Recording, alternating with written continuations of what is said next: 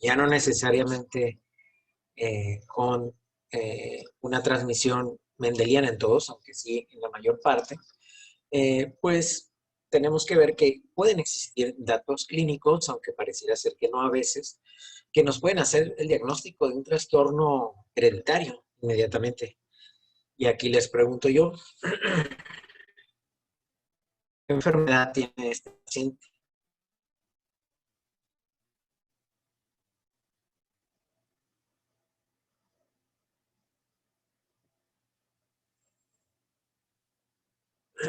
Muy bien, tenemos a esa Aranza que quiere que la deje grabar. Ya me iba a decir, Aranza, ¿cuál es el diagnóstico de este paciente? Ante el asma, ok. Y característico de qué enfermedad.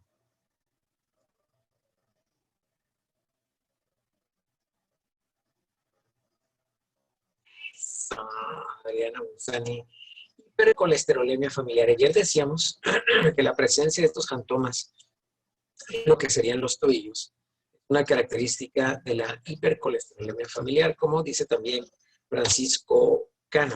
Así es, efectivamente.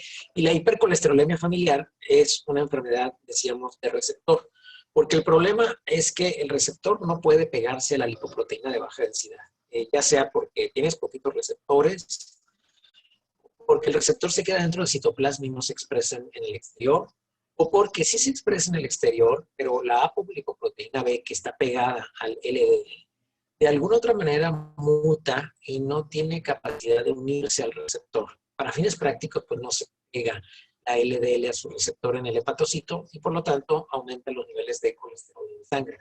Y entonces es tanto el colesterol que hay que genera cúmulos de este tipo, como los jantomas tendinosos que mencionaban ustedes, aterosclerosis, obviamente coronaria, pero partos a veces antes de los 20 años. Son más de 900 mutaciones que pueden ocurrir ahí en el receptor. Y vemos el jantoma, cuando ustedes vean jantomas tendinosos, sobre todo este nivel, ¿verdad? Del tendón de Aquiles, ustedes con un 99% de seguridad pueden decir hipercolesterolemia familiar. Es decir, en el examen, cualquier cosa que empiece diciendo, paciente masculino, guau, guau, guau, guau, guau, guau, con jantomas en el tendón de Aquiles, ya, no tienen ni que leer todo lo demás, hipercolesterolemia familiar. Lo malo es que en su examen no va a venir hipercolesterolemia familiar. Lo más seguro es que venga alguna otra pregunta relacionada con hipercolesterolemia familiar, porque ya sé que ustedes van a saber que ese es un hipercolesterolemia familiar. Pero entonces va a ser paciente, guau, guau, guau, guau, jantomas en el tendón de Aquiles, guau, guau, guau, tratamiento. Ya sé, ustedes ya saben que ese es un hipercolesterolemia familiar, sino que entonces, miren, resulta y resalta que esta molécula de colesterol, pues también, aparte, tiene una gran cantidad de triglicéridos. ¿Sí? De hecho, las lipoproteínas de muy baja densidad, lo que más contienen son triglicéridos, aunque sí, miren, ahí va el colesterol también. Y luego tienen estas lipoproteínas que son aminoácidos, como la ApoC, la B100, la ApoE, que son las, por así decirlo, receptores que van a favorecer que se puedan pegar al receptor de LDL. El hígado la sintetiza, los hepatocitos sintetizan estas mismas proteínas.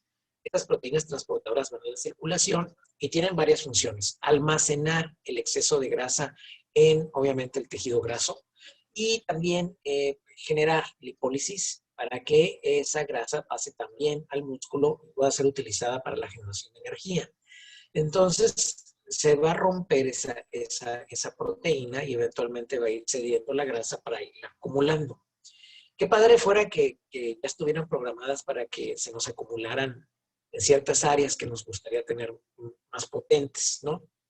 Y nos quitara de ciertas partes, pero pues no, esto reparte, como veda, donde hace falta, pone. Entonces, ahí va agregando. Y entonces, finalmente, esa lipoproteína empieza a liberar esos triglicéridos, se queda con colesterol, ¿verdad? Y después regresa al hígado para ser nuevamente, pues ya unida al receptor de lipoproteína de baja densidad y separar otra vez el colesterol del triglicérido. Entonces, digamos, la forma en que normalmente ocurre. Para esto, pues se requiere que esté el receptor ahí. Y ese receptor, ustedes ya saben, se genera a partir del DNA. Es decir, hay un cambio epigenético por alguna razón el hepatocito sabe que tiene que generar receptores de LDL. Ese cambio epigenético genera un RNA de transcripción que ya saben, se va a leer por los ribosomas, van al retículo endoplásmico a estructurar la proteína que sale pegada, ¿verdad?, en una vesícula al aparato de Golgi para que a su vez le ponga un pedacito glucósido que puede hacer que se quede pegado en la membrana y que no se vaya al exterior. Ya se queda pegado en la membrana y entonces una lipoproteína de baja densidad va a pegarse con su receptor ApoB al receptor de LDL. Esa unión requiere, ¿verdad?, que se forme como una fosita en la membrana celular, que es una fosita recubierta por una proteína que se llama clatrina y que permite que entre y se atrape la lipoproteína de baja densidad, o la lipoproteína de baja densidad, y se pegue más fácilmente a algunos de estos receptores. Cuando esto se logra, bueno, pues se ingiere, por así decirlo, se cierra esa fosita y queda una vesícula recubierta de clatrina, lo que va a permitir, ¿verdad?, que se convierta a su vez en un endosoma, pueda unirse a un lisosoma y la célula pueda separar el colesterol, ¿verdad?, de los triglicéridos y de los aminoácidos. Pueda obtener todas estas sustancias, todas estas moléculas para llevar a cabo varias funciones. ¿Qué funciones? Bueno, a lo mejor el colesterol lo usa la célula para producir hormonas esteroideas, la bilis se genera también a partir de colesterol. De hecho, es la forma en que se elimina el colesterol del organismo a través de la bilis. Bueno, se pueden formar piedras de colesterol en la bilis y a veces se almacena en forma de estrés de colesterol. Y a su vez también el hecho de tener colesterol en el citoplasma pues es un estímulo para inhibir que ya no se estén generando más receptores de LDL, porque ya es una regulación genética que controla la expresión o no de los receptores de LDL en el hepatocito. Yo les pregunto, ¿qué es esto? Bueno, primero, antes que nada, pues, ¿qué estudio es? Es una radiografía, es un ultrasonido, es un ecocardiograma, es un electrocardiograma. ¿Qué es?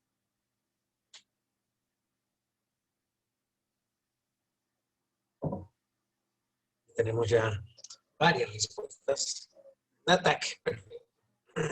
Y el ataque estamos viendo en esta tomografía axial computada. ¿Qué es lo que la flecha enseña? Bueno, ¿qué es esto? Imaginen que es esta bola gigante. La aorta, muy bien. Esta bola gigante es el corazón, pero esta es la aorta. Curiosamente es la aorta descendente. ¿Qué es lo que tiene esa aorta ahí en medio? Que tiene una densidad muy parecida, ¿verdad?, a la densidad que tiene por aquí el corazón. ¿Qué se imaginan que es? Aorta con ateroma. Yo les dijera qué porción de la aorta es la que comúnmente, en la que comúnmente se forman placas de ateroma, pues ustedes seguramente me dirían que en la aorta abdominal. Y así es en ese lugar donde normalmente se forman las placas de ateroma. Aquí podemos ver en este estudio de resonancia magnética, donde podemos observar las placas de ateroma, inclusive que resaltan en el exterior de la pobre aorta descendente a nivel lumbar. Entonces, el primer lugar donde las placas de ateroma se acumulan en una hipercolesterolemia familiar no son las coronarias. Quizá las coronarias son las que más se tapan, pero el primer lugar donde se forman es en la aorta abdominal. Aguas. Puede ser pregunta de examen. Y aquí vemos entonces el retículo endoplásmico que genera a través de los ribosomas, por lo que ya habíamos visto, por el RNA, pues que se estructure como tal el receptor de LDL. Y esta estructuración no termina si no pasa primero por el aparato de Golgi y a su vez después no es expresado en la superficie y finalmente que se una a la LDL, ¿verdad?, para que se pueda esta volver a utilizar. Todas esas partes que ya vimos pueden estar alteradas y esas alteraciones son los que dan los tipos de hipercolesterolemia familiar. Por ejemplo, si hay un problema en la síntesis, es decir, que no se genera en un momento determinado el receptor a este nivel, esa mutación se conoce como hipercolesterolemia familiar de tipo 1. Pero si el problema quizá esté en el transporte del receptor al aparato de Golgi, o se le conoce como hipercolesterolemia tipo 2. Pero si el problema, ¿verdad? Más bien está en que sí pasa esto, pero no se pega el LDL en el receptor, problema de unión, hipercolesterolemia tipo 3. A lo mejor sí se pega, pero no se puede formar la vesícula con proteína de clatrina para ayudar a cerrar ahí, a hacer un soma, hipercolesterolemia familiar tipo 4. A lo mejor sí se genera, sí se transporta, sí se pega, sí se forma la vesícula, pero no se puede reciclar, hipercolesterolemia. ¿Fijan? Es sencillo. Si sabemos los pasos que se necesitan para formar el receptor y para que todo se dé de forma adecuada, pues sabemos los tipos de afección que pueden ocurrir. Y son 5 tipos porque son 5 pasos. Así. Entonces, la hipercolesterolemia familiar es una forma o un trastorno genético que no es congénito porque no se manifiesta cuando nace el niño. Realmente es un trastorno genético que se expresa después de algunos años. Es causado por una deficiencia del gene que codifica para el receptor. En cualquiera de sus variables, de las 5 variables que tiene una herencia mendeliana de tipo autosómica dominante. Es importante recordar. Ocurre en heterocigotos generalmente. Por eso a veces pueden ocurrir diferencias penetrancias, es decir, a veces puede algunas células estar bien y no tener problema de hipercolesterolemia familiar, pero otras no, y a la larga las células que están mal son las que se van por alguna razón expresando más. Y entonces el paciente ya después de los 30 o 40 empieza con elevación de colesterol. Curiosamente puede ser un tipo bien delgado. Yo tengo un amigo que es súper delgado y se le eleva el colesterol y triglicéridos. Tenemos amigos que son súper obesos y no tienen elevación de triglicéridos. La elevación de colesterol y triglicéridos no va directamente relacionada con la obesidad, como uno pudiera pensar, es lógico pensarlo. Claro, si tienes la hipercolesterolemia familiar y aparte le metes rico los taquitos de cabeza, los taquitos de carne asada, ¿verdad? Las quesadillas, de la uni, pues eventualmente pues, con obesidad y aparte de por sí hipercolesterolemia familiar, pues como dicen por ahí, peor, ¿verdad? Pero no es necesariamente relacionado a la dieta. Vamos a ver a trastornos asociados a defectos de enzimas. Cuando hablamos de trastornos genéticos asociados a defectos de enzimas, básicamente lo que estamos diciendo son enfermedades por depósito listo. Eso es eso. Y entre ellas están el Tay-Sachs, Niemann-Pick, que lo mencionamos por ahí de la tercera clase de patología. La enfermedad de Gaucher, que ya también la mencionamos, pero no la hemos visto. La mucopolisacaridosis y las enfermedades por depósito de glucógeno. Vamos a ver una generalidad de las enfermedades por depósito.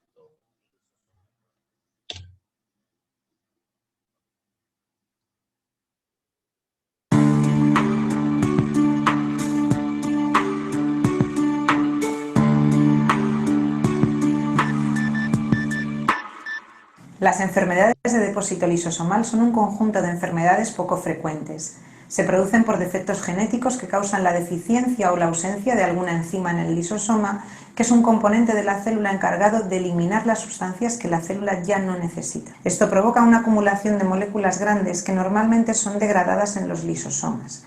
Este exceso y depósito de sustancias tienen un efecto tóxico para ciertos tejidos y órganos, dando origen a la enfermedad. Se han descrito unas 50 patologías de este tipo que pueden agruparse de acuerdo a las familias de sustancias que se acumulan. Entre las enfermedades de depósito lisosomal se encuentran la enfermedad de Fabry, el síndrome de Hunter o la enfermedad de Gaucher. Son trastornos genéticos, hereditarios y progresivos. Todas tienen una herencia autosómica recesiva, excepto el síndrome de Hunter y la enfermedad de Fabry, que están ligadas al cromosoma X. La mayoría de las enfermedades de depósito lisosomal afectan a los niños. La edad de comienzo y desarrollo de los síntomas son variables, pero casi todas tienen un inicio en la edad infantil y un curso progresivo. Se estima que afecta a 1 por cada 7.700 niños nacidos vivos. Estas enfermedades son patologías que llamamos multisistémicas, es decir, que afectan a varios órganos a la vez. Por la acumulación de sustancias no degradadas suelen tener agrandamiento de determinados órganos como hepatomegalia, hígado grande o esplenomegalia, bazo grande, y además pueden acompañarse de determinadas deformidades esqueléticas. La mayoría de los pacientes presentan afectación neurológica progresiva, en algunas ocasiones incluso con retraso psicomotor.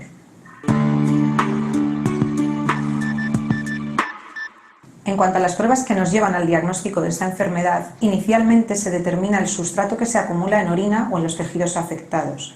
Además, se puede realizar la confirmación del diagnóstico a través del estudio de la actividad enzimática correspondiente en leucocitos o en fibroblastos. Y después, las personas que padecen esta enfermedad pueden recurrir a realizarse pruebas de consejo genético para valorar qué familiares pueden padecer la enfermedad o el diagnóstico prenatal para evitar que los descendientes puedan heredar. Respecto a las opciones terapéuticas que existen actualmente para tratar estas patologías, hemos de decir que algunas de ellas tienen tratamiento, otras tienen su investigación en fases muy avanzadas, pero de otras todavía se desconoce casi todo. Para tratar las enfermedades lisosomales es imprescindible recurrir hoy día a la terapia de sustitución enzimática. Estas terapias han demostrado su eficacia y seguridad para algunas de estas enfermedades, como la enfermedad de Hunter, Hurler o Pompe. Estos tratamientos mejoran significativamente la calidad de vida de los afectados. En el caso de las enfermedades lisosomales es fundamental un abordaje multidisciplinar en el que estén implicados distintos especialistas médicos, ya que son enfermedades multisistémicas, y tampoco se puede olvidar la atención psicosocial de estos pacientes y sus familias. Por ello requieren una atención integral para poder garantizar un seguimiento adecuado de sus patologías.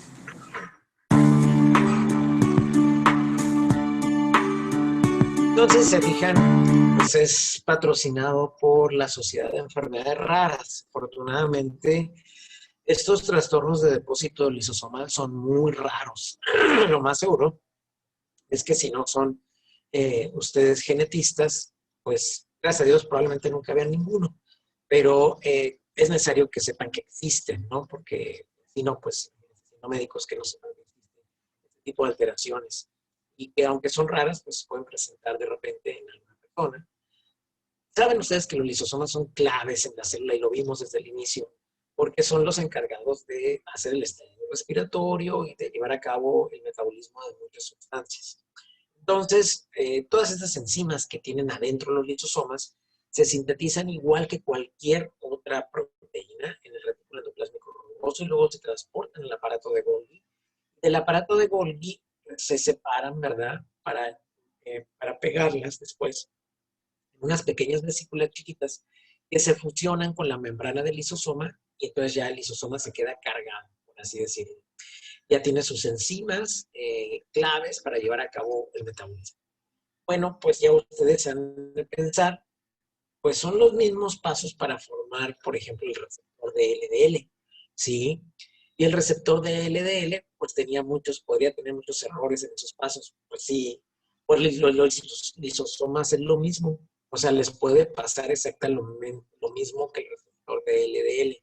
Puede haber algún error en alguno de los pasos desde que se cree la enzima, desde que se transporte del retículo endoplásmico rugoso al aparato de Golgi, desde que en el aparato de Golgi no vaya con la vesícula adecuada para separarla y saber en qué grupo de enzimas le toca salir a esa enzima, de que no se pueda unir a la membrana del lisosoma. Entonces, voilà, ahí tienes diferentes hornos de las enfermedades lisosomales de diferentes niveles. Los errores de estos pasos son lo que generan las enfermedades por depósito. Entonces, tú tienes una enzima lisosomal que se encarga de destruir cosas. Todavía no está dentro del lisosoma, el lisosoma está acá. Apenas la están generando el retículo endoplásmico. Y de ahí tienen que pasar al aparato de Golgi, donde vean estos receptores que se llaman manosa 6-fosfato, van como detectando a esas enzimas lisosomales, una porción que se pega al receptor de manosa 6-fosfato, como para separarla del resto de las enzimas que no son lisosomales. Cuando ya se separan, el aparato de Golgi saca como una pequeña vesícula donde van pegadas las enzimas lisosomales, que ahora sí, esta pequeña vesícula se pega al lisosoma. Entonces ya le deja adentro las enzimas lisosomales y por así decirlo, ya el lisosoma está cargado. Si el lisosoma va a hacer algún proceso como de la autofagia, destruir una mitocondria viejita, bueno, pues pega a la membrana de la mitocondria y activa estas enzimas lisosomales. En ese momento, ¿verdad? Pues ya se lleva a cabo ahí la destrucción de la mitocondria. O pudiera ser un lisosoma que se va a pegar a un fagosoma y formar un fagolisosoma y hacer el estallido respiratorio y que las enzimas lisosomales se activen cuando el pH esté bajo. En fin, es la función normal del proceso enzimático. Ahora ustedes imaginarán que puede haber errores desde que no se generen las enzimas, desde que no tengamos el receptor de manosa 6-fosfato, desde que a lo mejor se forme la vesícula, pero no se pueda pegar al lisosoma. En fin, en cada uno de estos pasos puede haber alteración. Y así decíamos, son importantísimas las enzimas lisosomas.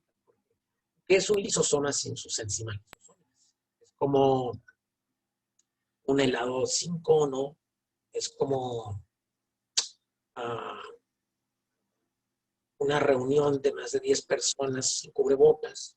Son cosas que son necesarias que estén ahí, porque si no, no lo sentimos. Igual así, un lisosoma sin enzimas, pues no sirve para nada. Necesita el lisosoma de las enzimas porque ayudan al recambio metabólico, al proceso autofágico, al proceso de la fagocitosis, el estallido respiratorio, a la heterofagia, en fin. Participan en todos esos procesos. Participan obviamente en el proceso de degradación de muchos sustratos, entre ellos pues el mismo colesterol y triglicéridos, el hepatocito. Entonces ya ustedes se imaginarán que si tienes un sustrato que normalmente se degrada en sustrato alto, el sustrato C, que para cada uno de estos pasos requiere enzimas lisosomales, bueno, si a ti te falta una enzima lisosomal, pues se te acumula mucho sustrato que ya no fue degradado por la enzima que no tienes. Y entonces ese lisosoma se engorda y se queda con estas moléculas dentro de sí, y aparte de que ya no puede funcionar porque ya no puede hacer funciones de otro tipo, pues ya se queda ahí como que de oquis en el citoplasma, por así decirlo. Y eso eventualmente a la célula le va a activar los componentes de las caspases, porque va a generar liberación de radicales libres y va a llevar a la apoptosis celular. Entonces fíjense que esto ocurre en el cerebro, si hay, ¿no? La acumulación de los ganglios cerebrósidos. ¿En qué enfermedad? Evidentemente, la acumulación primaria pues aumenta el número, pero también el tamaño de los lisosomas, y eso empieza a interferir con las funciones celulares normales, dado que también participa en otras funciones, pues hay acumulación secundaria de poliubiquitinas, organelos viejos que ya no van a ser destruidos porque no está funcionando. Las mitocondrias que están disfuncionales y que sus membranas están a punto de romperse y liberar todas las enzimas que tiene adentro la mitocondria se acumulan, lo cual es muy peligroso. Se empiezan a liberar radicales libres, que ustedes ya saben, inmediatamente actúan a la cascada de las caspasas y se genera la apoptosis celular. El tratamiento, lo decía la doctora y lo decía muy bien, pues es la sustitución enzimática de las enzimas donde hay, donde se puede, ¿no? Se puede reducir el sustrato si es que se conoce, a veces ayuda, y pueden utilizarse también tratamientos con algunas chaperonas moleculares para proteínas mal plegadas, pero realmente esto está como que en pañales. Poco lo que se puede hacer en verdad con las enfermedades de trastorno de acumulación normal. Va a depender qué tanto se acumuló ese material, qué órganos se afectó, ¿verdad? Y en qué lugar. Es decir, pues, ya decía yo, ustedes imagínense que eso ocurra a nivel del sistema nervioso central. Pues, obviamente va a causar efectos neurológicos. Bueno, ahí están los gangliósidos, ¿no? Pero los mucopolisacáridos, esos están en todas las células, entonces pueden producir trastornos a cualquier nivel. Los fagocitos son ricos en lisosomas porque tienen que hacer el estallido respiratorio, son los primeros que se afectan.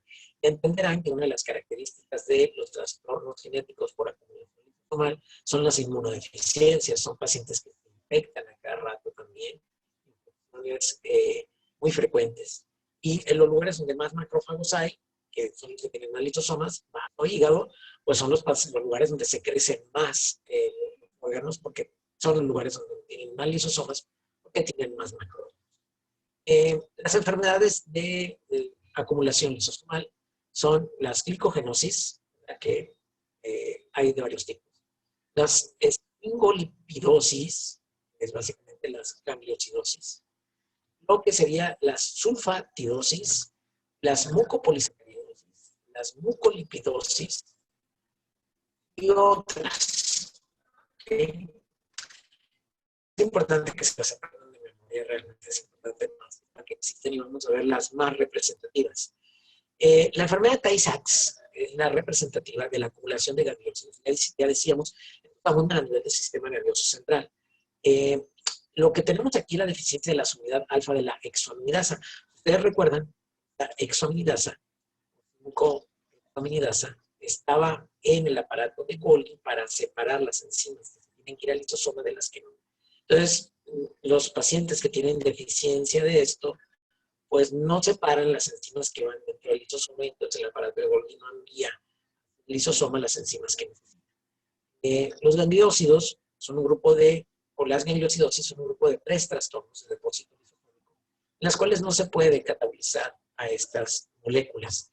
Se requieren de 3 polipéptidos codificados en genes diferentes. Y el transfecto enzimático de base, pues es diferente en cada uno. Pero la más común de las gangliosidosis es la enfermedad de Tay-Sachs. Esa es la que realmente ustedes tienen que recordar. Y se debe a mutaciones de la unidad alfa del cromosoma 15, lo cual no tiene importancia. Y eso genera una deficiencia grave de la exoaminidasa. Ya les expliqué, está en el aparato de Golgi y es la encargada de separar a las enzimas que tienen que ir dentro del lisosoma de las que no. Está ausente entonces y esto genera que se vayan acumulando los gangliósidos en neuronas, en el sistema nervioso central y pues cuando se examinan histológicamente el importe histológico de estas gangliosidosis, lo que vamos a encontrar son unas neuronas que parecen como balonadas, así redondas, con muchas vacuolas en su citoplasma y evidentemente estas vacuolas pues no son más que lisosomas llenos de gangliósidos. Se pueden pintar, ¿verdad? Para grasa, se puede utilizar plano negro. Y hay diferentes tipos de inclusiones citoplasmáticas que se pueden observar aquí. Pero lo más importante es que a nivel de la exploración física, con el oftalmoscopio y viendo el fondo de ojo, si eres muy abusado, puedes volver. Pero ahora creo que esto es complicado porque antes lo podíamos hacer porque no había sana distancia. Ahora ya trae uno el cubrebocas, el N95, el paciente trae su careta, y uno también trae su careta. Y para poder hacer el fondo de ojo va a ser un rollo. O sea, y antes era complicado el fondo de ojo, porque bueno, no sé si ya no les tocó, no sé si les habrá tocado. Pero primero, pues hay que dilatar lo que es la pupila, luego acercarse mucho, parece uno que va a besar al paciente, ¿no?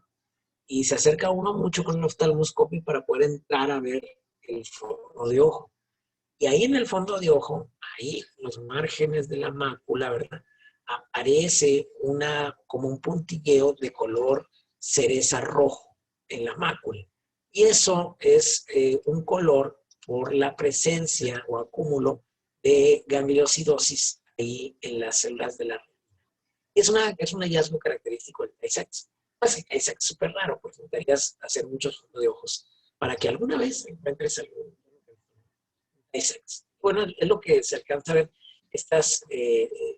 pues como confluencia de cebolla, básicamente, que se observa en las neuronas, es el acúmulo de lisosomas llenos de gangliosidos, básicamente, lo que se observa en el microscopio electrónico.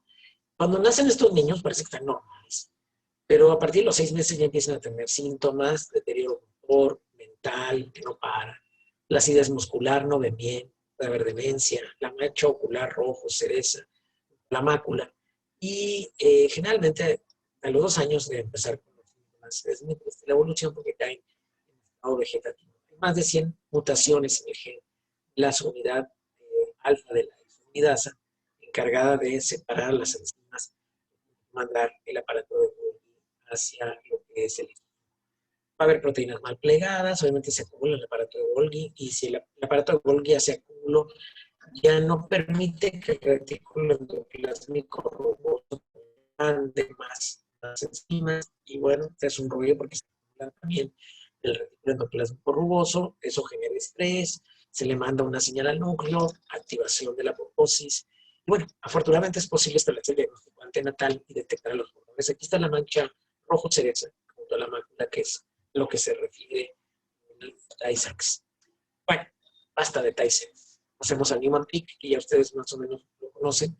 Son dos trastornos. Aquí lo que se acumula es esfingomielina. Pues, obviamente igual esfingomielina, sistema nervioso central. ¿Okay?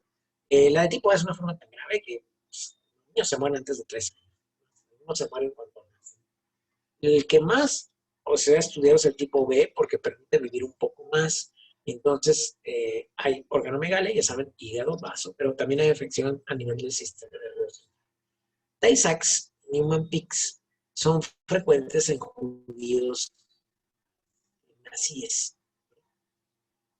Esto porque son enfermedades que, como bien decía la doctora, tienen una forma de herencia autosómica recesiva. Cuando tú ves que una enfermedad que tiene herencia autosómica recesiva es muy frecuente en una población, eso nos habla de consanguinidad. Ya saben ustedes que los judíos así pues se casan pues, entre familias para que judío porque pues están esperando todavía que nazca el hijo de Dios. Entonces, Askenazi es una palabra compuesta, ¿verdad?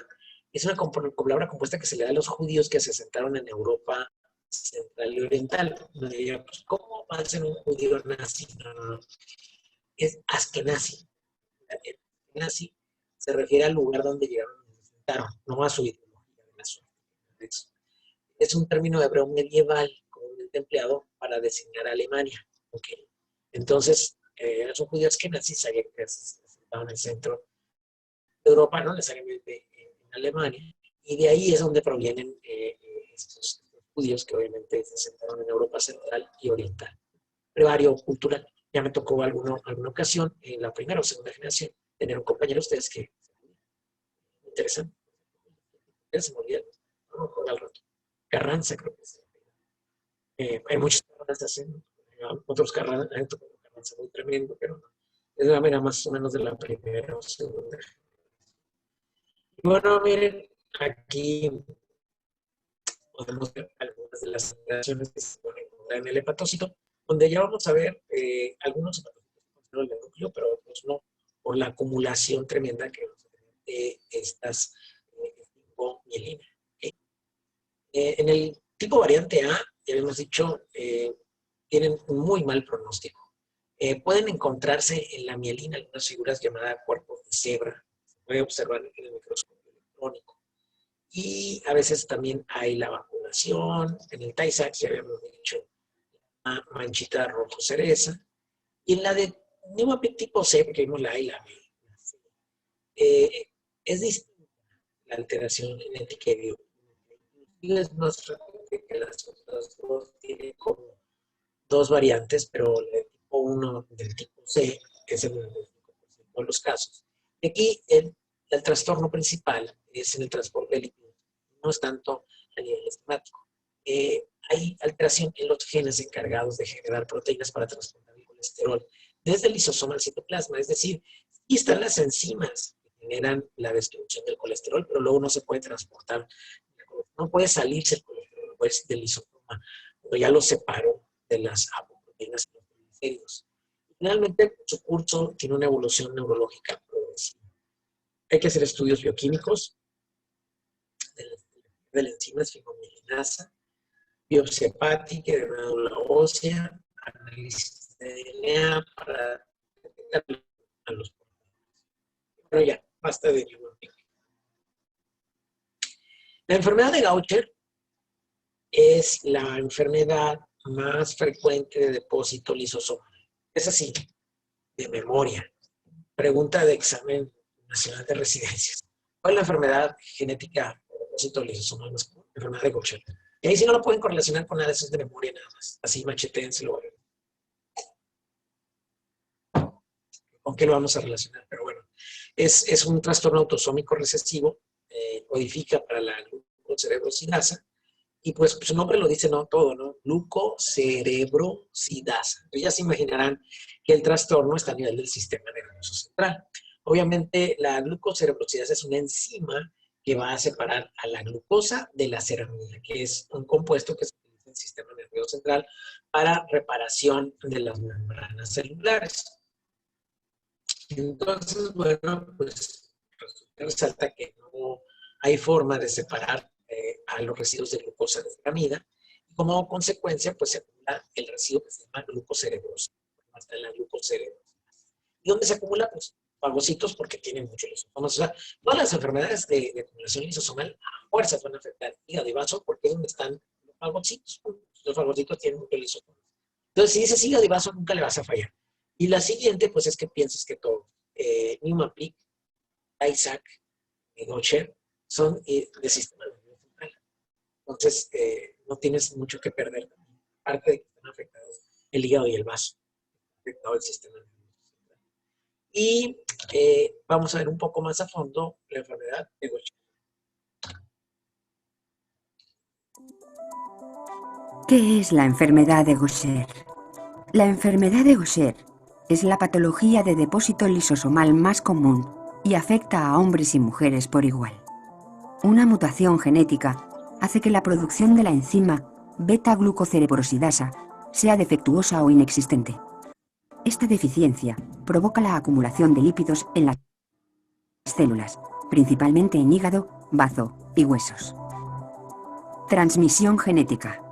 Se trata de un trastorno hereditario de tipo recesivo. Esto significa que el niño tiene que heredar una copia del gen defectuoso de sus dos progenitores para desarrollar síntomas de la enfermedad. Por tanto, en una pareja con un enfermo, el hijo tiene un 50% de probabilidades de ser solo portador. En el caso de una pareja con un miembro portador y otro afectado, existe una probabilidad sobre 2 de que su hijo tenga la enfermedad. Si ambos progenitores sufren la enfermedad, su descendencia también lo hará. Signos y síntomas. La enfermedad de Gaucher es diferente en cada paciente y los síntomas varían considerablemente de una persona a otra. Los signos clínicos más frecuentes son cansancio, dolor de huesos, tendencia a desarrollar hematomas, aumento de tamaño del hígado y aumento de tamaño del bazo. Tratamiento. En la actualidad no existe cura, pero sí diferentes terapias que pueden ayudar a tratar muchos de los síntomas principales. La terapia de sustitución enzimática sustituye la enzima deficitaria o ausente en las células afectadas y puede ayudar a atenuar los síntomas. En cambio, la terapia de reducción del sustrato reduce la producción de lípidos en las células para ayudar a minimizar los síntomas. Esta terapia se recomienda en la actualidad para pacientes en los que la TSE no está indicada. Los pacientes responden de manera diferente al tratamiento. Los objetivos terapéuticos pueden incluir incrementar el recuento de hemoglobina o plaquetas, reducir el tamaño del hígado y bazo, tratar y prevenir los dolores y las crisis óseas, o mejorar la calidad de vida en general. Estilo de vida.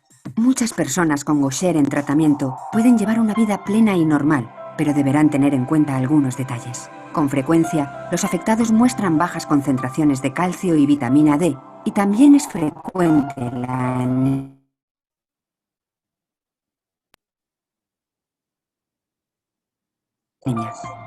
Deben pues vigilar sus análisis, compensar estas carencias con su dieta y, si su médico se lo indica, tomar suplemento de calcio y o hierro.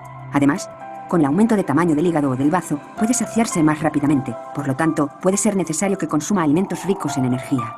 El ejercicio regular ayudará a reforzar sus huesos y sus músculos, pero debido a los síntomas, si padece Gaucher, no es recomendable practicar deportes de contacto, debido al mayor riesgo de sufrir lesiones o fracturas. En la vida diaria y en sus viajes, tendrán la necesidad de efectuar algunos ajustes de su rutina o calcular sus ausencias para asistir a las citas médicas. Además, el cansancio y la falta de energía pueden impedirle llevar a cabo algunos trabajos o disfrutar en viajes o actividades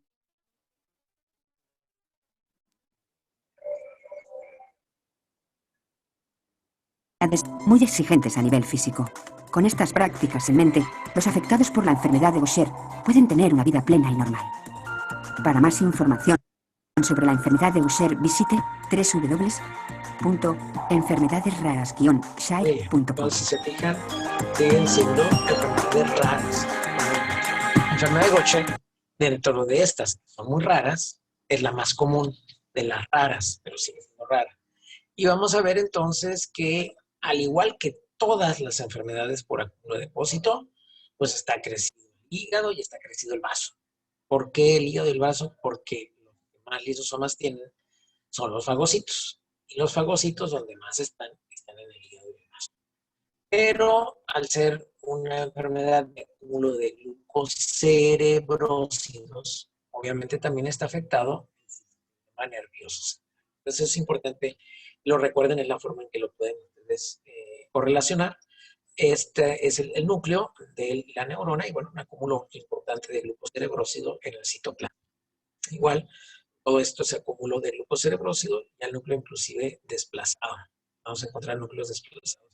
Hasta la orilla, las neuronas normalmente tienen forma como así como estelar, pero esta ya se volvió como una neurona regordeta y globona. Entonces, una neurona que no es su forma habitual, ya no parece una estrella, ¿no? Ya parece más bien, pues como que se embarazó. Pues sí, se llenó de glucocerebrósido, porque falla la glucocerebrosidasa. Entonces, enfermedades más comunes. Y bueno, obviamente decíamos ahí el alargamiento del vaso también. Puede haber acumulación de células inclusive en el hueso y erosionarlo. Y bueno, pasamos a la mucopolisacaridosis. Las mucopolisacaridosis son un grupo más bien de síndromes que están relacionados y se deben evidentemente a alteraciones de las enzimas implicadas en la degradación de mucopolisacáridos. Estos sí, los mucopolisacáridos están en todo el cuerpo, no solamente a nivel del sistema nervioso central. Claro, igual va a afectar hígado y vaso, pero como están en todo el cuerpo, bueno, entonces vamos a ver que son hidratos de carbono de cadena larga, que se utilizan para formar proteoglicanos.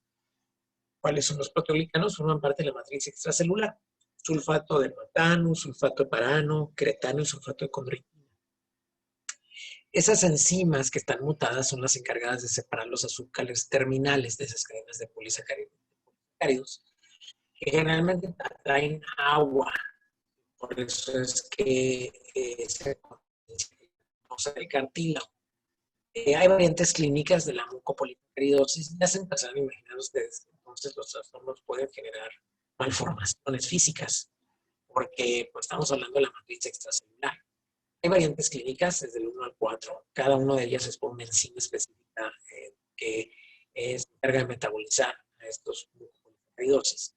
Se heredan de forma autosómica recesiva, como en todos, bueno, excepto ya habíamos dicho la hipercolesterolemia familiar. Pero en general el resto, todo lo que son trastornos de este grupo por acúmulo son de forma autosómica recesiva. Excepto el síndrome de Hunter, que es una anomalía que está ligada al cromosoma X. Rigidez articular, rasgos faciales toscos, ya les digo, deformidad, estamos hablando de afección de la matriz extracelular, opacidad corneal y retraso.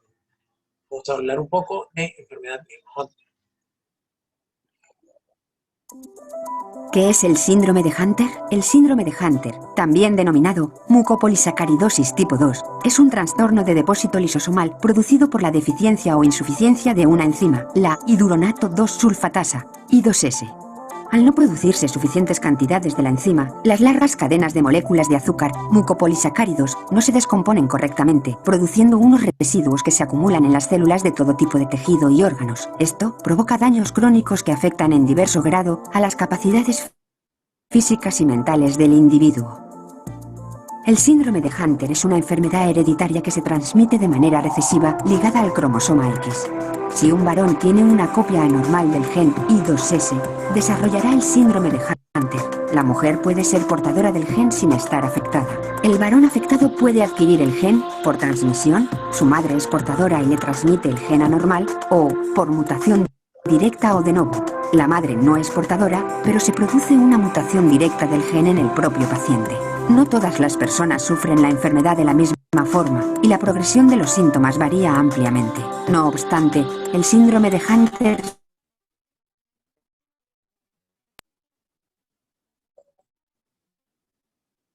siempre es una enfermedad grave y que empeora con el tiempo.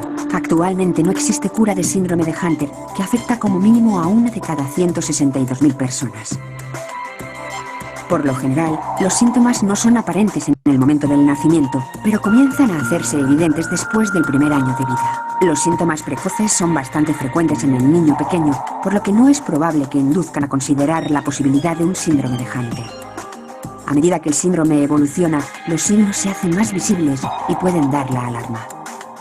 Son característicos los rasgos faciales toscos, la frente prominente, aplanamiento del puente nasal y aumento del tamaño de la lengua, así como cabeza de gran tamaño, frecuentes infecciones de oído y respiratorias, abdomen dilatado, enfermedad cardíaca valvular, apnea, capacidad pulmonar limitada, rigidez articular, síndrome del túnel carpiano, estatura baja, lesiones cutáneas características y retrasos en el desarrollo. Además del tratamiento sintomático y multidisciplinar de las complicaciones, existe la posibilidad de reponer la enzima deficiente a través del tratamiento con terapia de reemplazo enzimático. Después de que a un niño se le diagnostique síndrome de Hunter, sus padres se enfrentan a muchas situaciones que afectan a la vida diaria. Existen múltiples formas de ayudar a mejorar el bienestar de su hijo o el suyo propio. Localizar el especialista adecuado con experiencia en el tratamiento de mucopolisacaridosis, mantenerse al tanto de la información y novedades médicas, buscar el apoyo de familiares y amigos, establecer los cambios necesarios en el hogar para facilitar la integración del afectado en la vida cotidiana. También ayudará a contactar con asociaciones de pacientes. Para más información sobre el síndrome de Hunter, visite www.enfermedadesraras-shire.com. Muy bien, entonces ese fue el síndrome de Hunter, que es el más común dentro del grupo de las mucopolisacáridos. Bueno, algunas cosas a recordar dentro de las enfermedades de lo que sería el acúmulo lisosomal. Está el Tay-Sachs, el Niemann-Pick, el tipo A y B y el C. Ya hemos dicho que, acuérdense, todos van a afectar hígado y vaso, porque finalmente es donde están las células que más lisosomas tienen. Pero estos también afectan el sistema nervioso central, sobre todo Tay-Sachs, el tipo A y B, ¿verdad? Y también el C. Acuérdense que el Tay-Sachs tiene esa presencia de la mancha de rojo cereza en lo que sería el fondo de junto a la mácula. Y bueno, muy mal pronóstico para el Niemann-Pick. Enfermedad de Gaucher dentro de las enfermedades de acúmulo lisosomal es la más común, pero dentro de las mucopolisacaridosis, que no son muy comunes, la más común es la enfermedad de Hunter, o el síndrome de Hunter. Y bueno, vamos a dejarlo aquí. Las enfermedades por depósito de glucógeno las vamos a ver el lunes. Y ahora sí prometo hacer Kahoot, ¿verdad? Pase lo que pase el lunes, para no retrasarnos. Mientras tanto, pues, alguna pregunta, y veo que no.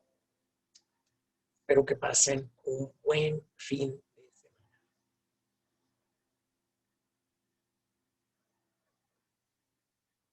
Cuídense mucho. No toman. Hola, doctor. Invitan.